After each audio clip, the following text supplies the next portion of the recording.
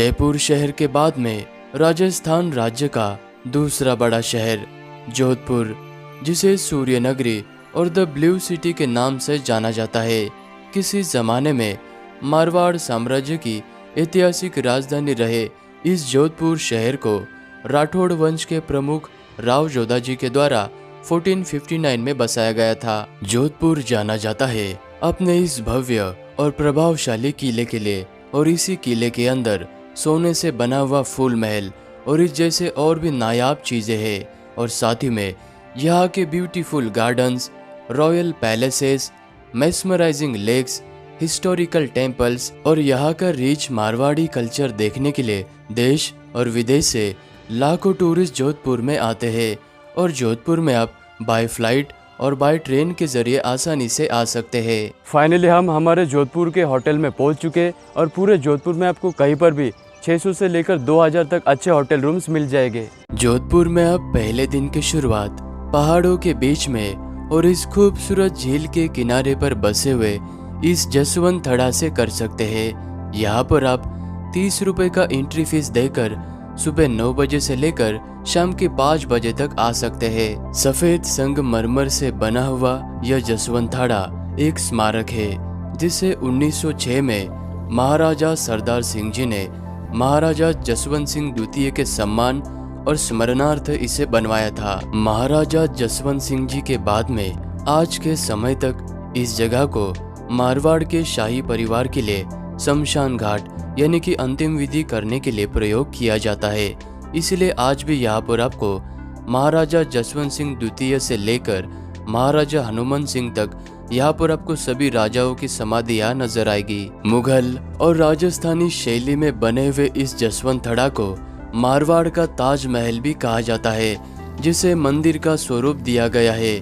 और इसके अंदर महाराजा जसवंत सिंह जी के समाधि के साथ में ही जोधपुर विरासत के सभी राजा महाराजाओं की तस्वीर भी लगी हुई है। जसवंत थड़ा की यहाँ से आपको पहाड़ी के ऊंचे टीले पर बना हुआ यह मेहरानगढ़ किला नजर आएगा।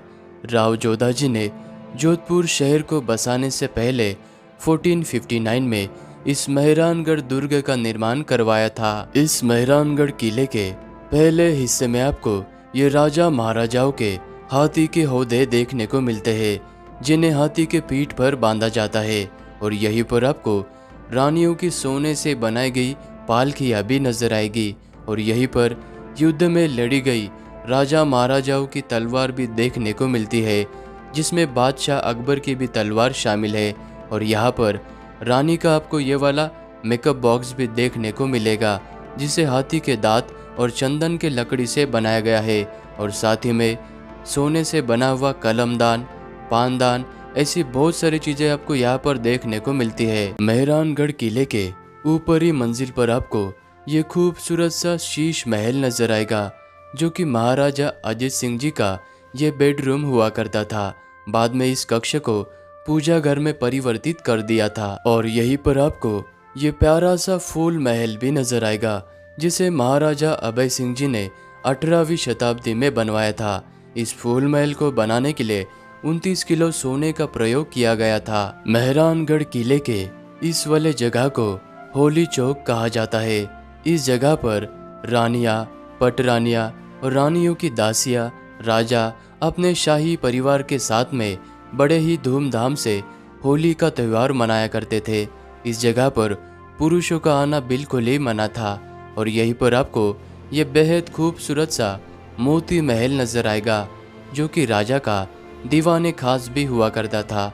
इस जगह पर राजा अपने मंत्री और सामंतों के साथ में गुप्त मीटिंग्स किया करते थे। इस भव्य मेहरानगढ़ किले को घूमने के लिए आपको 3 घंटे का समय लग सकता है। और यहाँ पर आप सुबह 9 बजे से लेकर शाम के 5 बजे के पहले आ सकते हैं। और यहाँ पर 200 rupees per person entry fees लिया जाता है। मेहरानगढ़ किले को देखने के बाद वहाँ से 5 मिनट के दूरी पर ये Rao Jodha desert rock park located है। प्रकृति के शांत वातावरण में बसे हुए इस डेजर्ट रॉक पार्क को महाराजा गज सिंह द्वितीय के द्वारा बनाया गया था। 72 हेक्टेयर में फैले हुए इस डेजर्ट पार्क के अंदर आपको 450 से भी अधिक अलग अलग पेड़ पौधों की प्रजातियां और पक्षियों की प्रजातियां देखने को मिलेगी, जिसमें ज्वालामुखी चट्टान और बलुआ पत्थर भी शामिल है। यहाँ पर आप सुबह 9 बजे से लेकर 5 बजे तक आ सकते हो और यहाँ पर 100 रुपीज पर पर्सन चार्ज लिया जाता है। जोधपुर शहर से 8 किलोमीटर के दूरी पर ये मछिया बायोलॉजिकल पार्क लोकेटेड है। इस पार्क के अंदर आपको मात्र 30 रुपए के एंट्री फीस में टाइगर से लेकर हिमालयी काला भालू, अलग अलग प्रकार के पक्षी, हिरन, इस जैसे बहुत सारे एनिमल्स देखने को मिलते हैं और इस पूरे बायोलॉजिकल पार्क को घूमने के लिए आपको 2 घंटे का समय लगता है।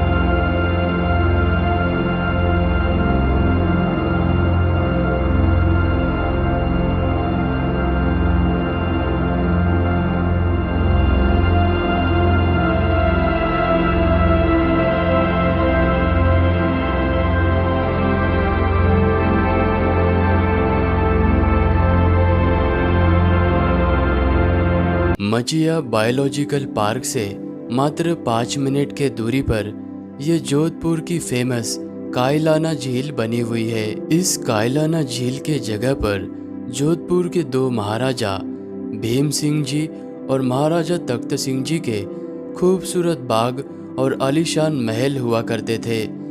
बाद में 1872 में महाराजा प्रताप सिंह जी ने पानी की सुविधा के लिए उन महलों को और बाग को तुड़वा दिया था और उसके बाद में यहाँ पर 8 किलोमीटर लंबे इस झील का निर्माण कराया था। आज भी जोधपुर वासी इस झील का पानी पीते हैं और यहाँ पर आप सनसेट का आनंद लेते हुए बोटिंग भी कर सकते हैं और यहाँ पर आप कैमल सफारी भी कर सकते हैं। जोधपुर शहर में शाम का समय हो जाने पर आप इस 6 मंजिला घंटाघर को देखने के लिए आ सकते हैं। 19वीं सदी में इस घंटाघर को महाराजा सरदार सिंह जी ने बनवाया था और इस घंटाघर में जो घड़ी लगी हुई है उस घड़ी को राजा ने लंदन से मंगवाया था। जोधपुर में हमने दूसरे दिन की शुरुआत यहाँ के फेमस शाही समोसा और अरोड़ा चाट भंडार से की। यहाँ पर आप टेस्टी शाही समोसे के साथ में कचौरी और यहाँ का डिलीशियस चाट भी आप ट्राई कर सकते हैं। जोधपुर शहर के गलियारों के बीच में घंटाघर के पास में आपको यह 300 फीट से भी गहरा कुआं नजर आएगा, जिसे तूर जी का झालरा कहा जाता है। इस जगह को महाराजा अभय सिंह जी की महारानी जय कंवर तुवर जी ने बनवाया था, इसीलिए इसका नाम तूर जी का झालरा पड़ा और इसे लाल बलुआ पत्थर से बनाया गया था। उल्टे पिरामिड की तरह दिखने वाले इस झालरे के पानी को विशेष करके महिलाएं प्रयोग करती थी और यहाँ पर आप सुबह के समय में या फिर शाम को आ सकते हैं। अभी हम जोधपुर शहर में स्थित उन्मेद भवन पैलेस के पास में आ चुके हैं। ये पैलेस दुनिया का सबसे बड़ा रेसिडेंशियल पैलेस है। इसके अंदर आज भी राज परिवार के लोग रहते हैं। भारतीय शैली में बने हुए इस पैलेस को हेनरी लांचेस्टर के द्वारा डिजाइन किया गया था। 1990 के जमाने में 3 साल का यहाँ पर सूखा अकाल पड़ा था, तो लोगों को रोजगार मिलने के कारण से राजा ने इस पैलेस का निर्माण करवाया था और इस पैलेस के अंदर 300 से भी ज्यादा कमरे हैं और इस पैलेस में आप सिर्फ यहाँ के म्यूजियम के अंदर जा सकते हैं। पैलेस के म्यूजियम में आपको राजा महाराजाओं की तस्वीरें, बहुत ही खूबसूरत सी ज्वेलरीज, क्रॉकरीज, परफ्यूम्स, हैंडीक्राफ्ट्स और ये पुराने ज़माने के घड़ियाँ और एरोप्लेन के मॉडल्स, और साथ ही में आपको यहाँ पर ब्रिटिश के ज़माने का ये रानी का मेकअप रूम नजर आएगा, जहाँ पर सारा मेकअप का सामान रखा हुआ है। और इस पैलेस को घूमने के लिए आपको 1 से 1.5 घंटे का समय लगता है। इस पैलेस के अंदर आप सुबह 9 बजे से लेकर शाम के 5 बजे तक आ सकते हो और यहाँ पर पर्सन 60 रुपीज़ का एंट्री फीस लिया जाता है। जोधपुर शहर के घनी आबादी के बीचों बीच में ये मारवाड़ी वास्तुकला का एक शानदार नमूना है, जिसे महामंदिर कहा जाता है। इस मंदिर को महाराजा शिव सिंह जी के द्वारा 1812 में बनाया गया था। यह जगह घनी आबादी के अंदर होने के कारण यहाँ पर बहुत ही कम टूरिस्ट आते हैं, तो यहाँ पर भी आप जरूर आना। जोधपुर शहर से 8 किलोमीटर के दूरी पर यह खूबसूरत मंडोर गार्डन स्थित है। यह जगह 6वीं शताब्दी में जोधपुर से पहले मारवाड़ साम्राज्य की राजधानी हुआ करती थी। इस जगह पर आपको लाल बलुआ पत्थर से बने हुए यह देवालय और राजा महाराजाओं को समर्पित बने हुई यह छत्र यहाँ नजर आएगी।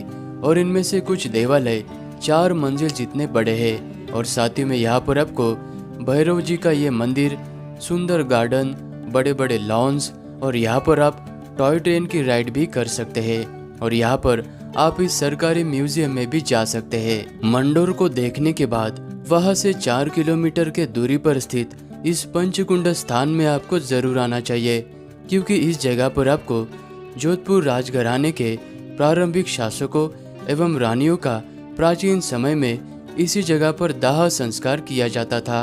और यहाँ पर आपको राव जोधाजी से लेकर आज के ज़माने तक सभी राजा और रानियों की याद में समर्पित 46 ये छतरियाँ नजर आएगी।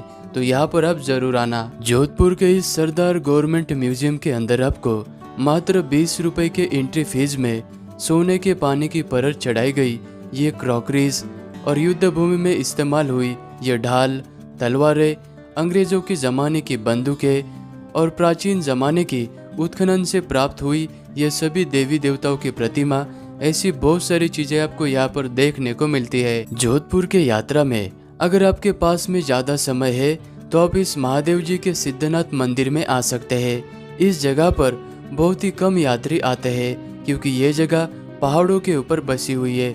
यहाँ पर आने के लिए आपको 30 मिनट से 40 मिनट का ट्रेकिंग करना होता है। और इस मंदिर के अंदर प्राकृतिक रूप से शिवलिंग बसा हुआ है। सो इस व्लॉग को हम यहीं पर एंड करते हैं। अगर मेरी वीडियो आपको अच्छी लगी तो वीडियो को लाइक करना और कमेंट ज़रूर करना। मिलते हैं आपको किसी और यात्रा में।